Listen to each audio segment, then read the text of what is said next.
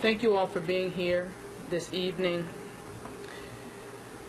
What we see tonight that is going on in our city is very disturbing. It is very clear there is a difference between what we saw over the past week with the peaceful protests, those who wish to seek justice, those who wish to be heard and want answers, and the difference between those protests and the thugs who only want to incite violence and destroy our city. I'm a lifelong resident of Baltimore, and too many people have spent generations building up this city for it to be destroyed by thugs who, in a very senseless way, are trying to tear down what so many have fought for, tearing down businesses, tearing down, destroying property, things that we know will impact our community for years. We are deploying every resource possible to gain control of this situation and to ensure peace moving forward. I've been in contact with our governor, and he has agreed, and I have requested, and he has agreed to deploy the National Guard. As soon as they are available, they will be immediately deployed. A curfew be in effect, instituting tomorrow the curfew citywide, 10 p.m. to 5 a.m. Again, there will be a citywide curfew, 10 p.m. to 5 a.m. This preliminary curfew will last for 1 week and be extended as it is necessary. Let me be clear, we already operate under a juvenile curfew, and those young people who are 14 and under have a 9 p.m. curfew because it is a school night. Over 14, it's 10 p.m. That is tonight and every school night. Again, we have ordered a curfew to be instituted starting tomorrow, 10 p.m. to 5 a.m. And we've also activated the Emergency Operation Center to be available to have a administration-wide response to the incidents as they occur. I want to thank City Council President Jack Young for being here. I want to thank Councilman Brandon Scott for being here. Also, Councilman Eric Costello. I want to thank Kiefer Mitchell for being here on behalf of Governor Hogan and for all of your work coordinating this response. I'm going to ask Colonel D'Souza to speak, and then I will ask Council President Jack Young. Colonel. Thank you, Mayor. Good evening, everybody. I'm Colonel D'Souza, Colonel Darrell D'Souza. I'm the Chief of Patrol for Baltimore City Police Department. At this point, I just want to mention a couple of things real quick, is that, like the Mayor said, we love our Baltimore City. Right now, we're seeing unprecedented type of violence throughout the city, mainly towards the west side of Baltimore. We're not going to tolerate that. The police department is not going to stand for that. We're fully deployed at this point. We cancel leave for all our police officers. So they are deployed on the streets as we speak. Each shift is fully staffed. We called in outside resources from all over the state of Maryland to give us an assist here. We're not going to tolerate this. Our priorities right now is to restore order in the city. Our priorities right now is officer safety and the safety of the community. Thank you. Council President. Good evening. I am deeply saddened by what's taking place in the great city of Baltimore. This reminds me of 1968, when the riots were taking place during the assassination of Dr. Martin Luther King, where people were destroying their own stores and properties in their own community. This is unacceptable. This is not what Freddie Gray's family wanted. They asked that there be no protests, marches, or anything of that nature today. And the organizers of those marches are not participating in what's taking place today. As the mayor has stated, these are thugs who are seizing upon an opportunity to show their anger and their distrust and their frustration at the police department. This is not the way to do it. We have the Department of Justice in here, along with our state's attorney, that's doing the investigation of this murder or killing, whatever you want to call it. Some are saying a murder, some are saying a killing. But we have to let the Department of Justice and the state's attorney office do their job. We can't rush to judgment. A lot of people are saying, let's, get this answered now. Our job is to get it right. It's your job as the media to report that. And I just want to say this because I'm heartbroken and I'm disturbed about how the news media are focusing on the negativity of this city and not looking at the great things that are going on in this city. We have young people who are out there protesting peacefully, but you're not focusing on them. You're focusing on those that are burning down buildings and rioting throughout the streets of Baltimore. Show the positive people who are out there trying to stop these folk from doing this. These are not the people who live in Sandtown, Winchester, that are out there looting and burning down the stores. These are people that's not even connected to that community. So the media need to make this perfectly clear. It is not the people that are living in Sandtown, Winchester, or the people who live in Gilmore Homes. These are opportunists that are out there destroying our city, and we're not going to tolerate it. And I thank the mayor for asking the National Guards to come into the city of Baltimore so that we can get some order and some peace in our city, because justice will prevail. But we cannot resort to violence and destruction of property. Thank you very much, Council President. Before I take questions, I'd like to hear from Councilman Scott, and then I'll open up for questions. Thank you, Madam Mayor, and I'm not going to be as nice as everyone else. I am simply pissed off. This is the city that I love. This is the city that I chose to dedicate my life to, and we cannot stand idle and let, as thugs, whatever you want to call them, I don't even say they're thugs. We're going to just call them cowards, ruin our city. So what I'm going to say here today is, if you are an adult and you're out there participating in this, you are ruining the future for these young people. And I'm calling on every able man and woman who wants to stand up to get out there and get in between these folks. When we leave here, I'm going out there. Get out there and stand tall and stand up for your neighborhood. We cannot let this be a repeat of 1968. The neighborhood that they're in right now has still been burned down from 1968. This is what we have to applaud upon these people. These young people are showing frustration. They, at the end of the day, they're still our young people, and we have a lot to work to do with them, and folks are going to have to do. This is going to be the starting point for that. We're going to have a lot of healing to do, but we cannot continue to let this go on. We have ignored them for too far long. Adults have to step up and be adults and take control of our children and take control of our future. Thank you. I'll open it up to questions. Madam Mayor, what do you say about a lot of people saying you waited 5 hours all day before you make your first announcement about what's going on inside your city? Well, we've been managing the situation. I understand that there's a call for that you have to balance actually doing the work of managing with having press events, and the police department throughout the day has been putting out information. I've been working to make sure that we're managing this. There's a lot of moving parts, and I wanted to make sure that I was dedicated to that before we came out and spoke. But also, I mean, at this particular time, it's in the 7 o'clock hour. You look at all the monitors behind you. This is your city that you ran for to become mayor of. Are you proud of it tonight?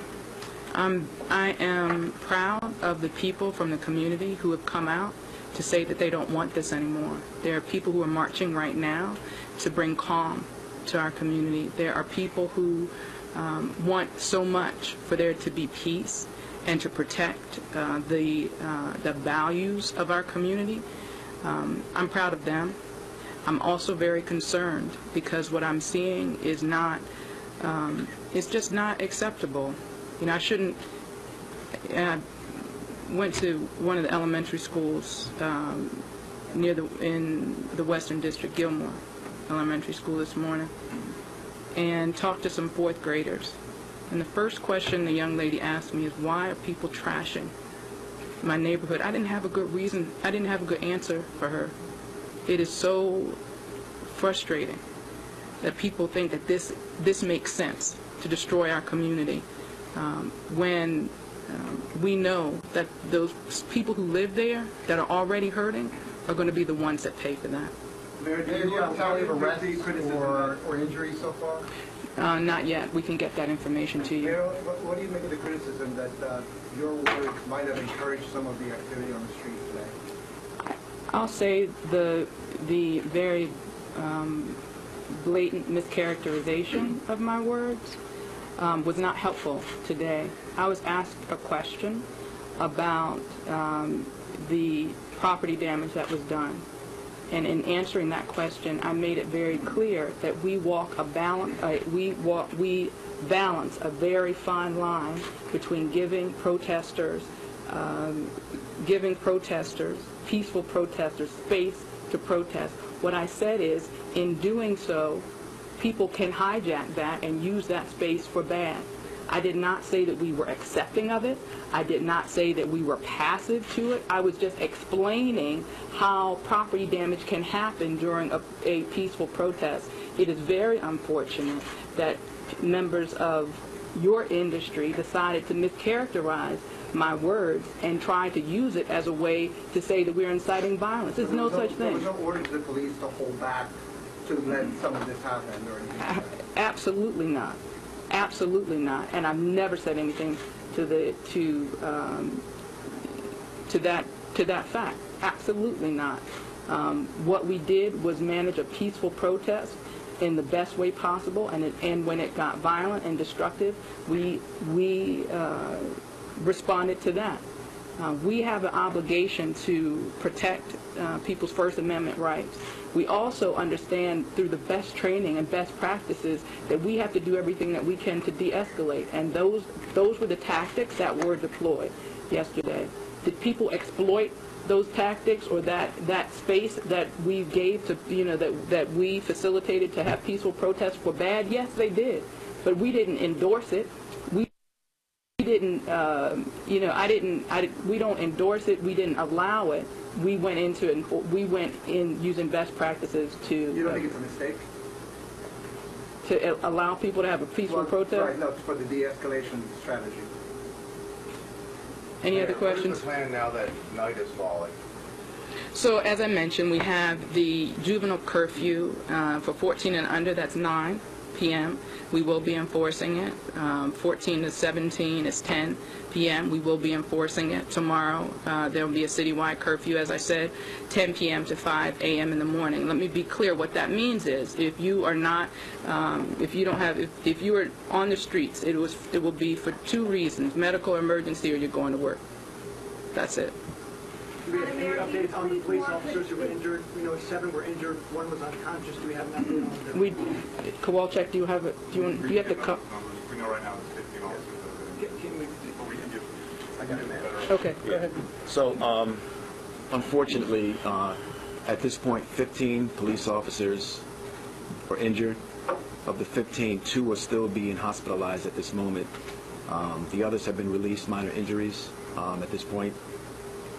Do you know how those officers were injured, the 2 hospitalized? How were they injured so badly? So what we know right now, just preliminarily, is that objects, bricks, bottles, I'm not sure exactly specifically what it was, but it was flying debris that caused their injuries.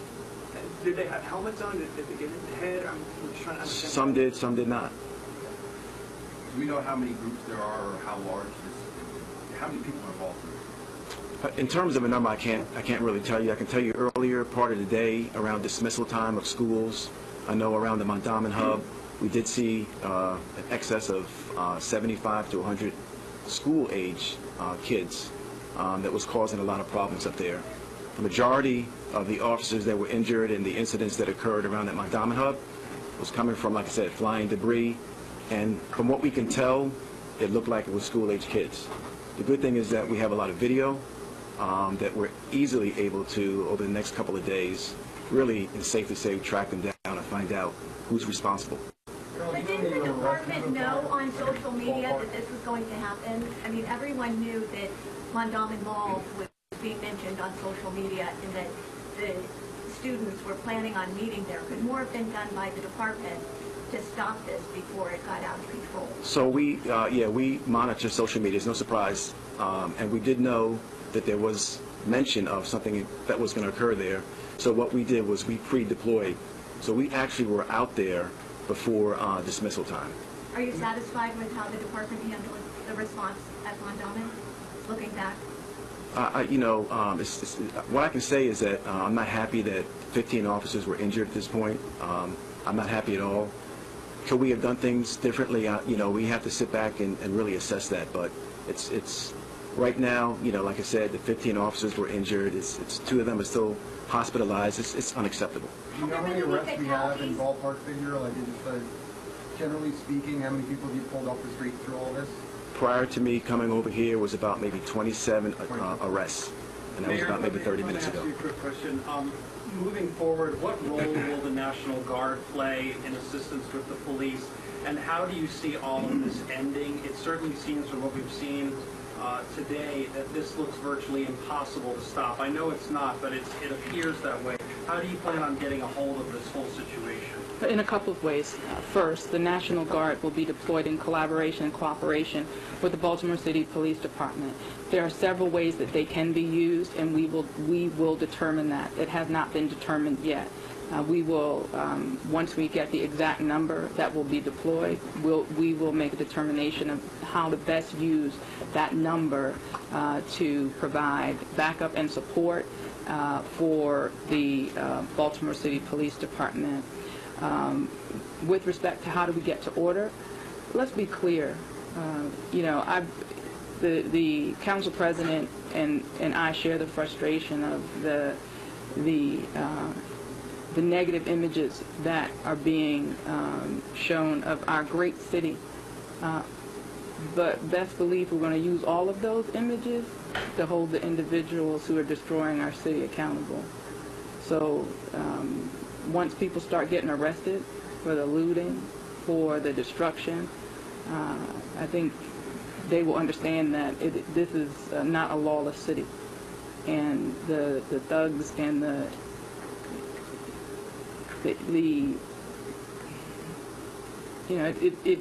I'm at a loss for words because it just doesn't, it is idiotic to think that by destroying your city that you're going to make life better for anybody. As we start to review the tape that we have from our own police video, as well as what we're able to see from the different outlets, we will be holding people accountable. We can do one more, guy. Your Honor, this afternoon, one of the leaders of the peaceful protest made a public call for Al Sharpton to come to the forum. Is that the sort of indication that you welcome? Anyone who wants to add to the calls for peace in our city is welcome. I would, if Reverend Sharpton wants to come, if parents want to encourage their children to act within the law. I met with young people this afternoon, young people who want peace, young people who want justice.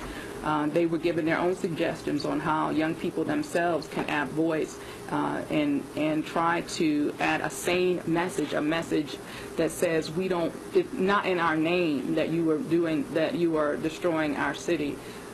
Anybody that wants to be a part of sending that message, I welcome it. Mayor, thank you, guys. Thank you. We're working that out with school police. With the school system. Thank you very much.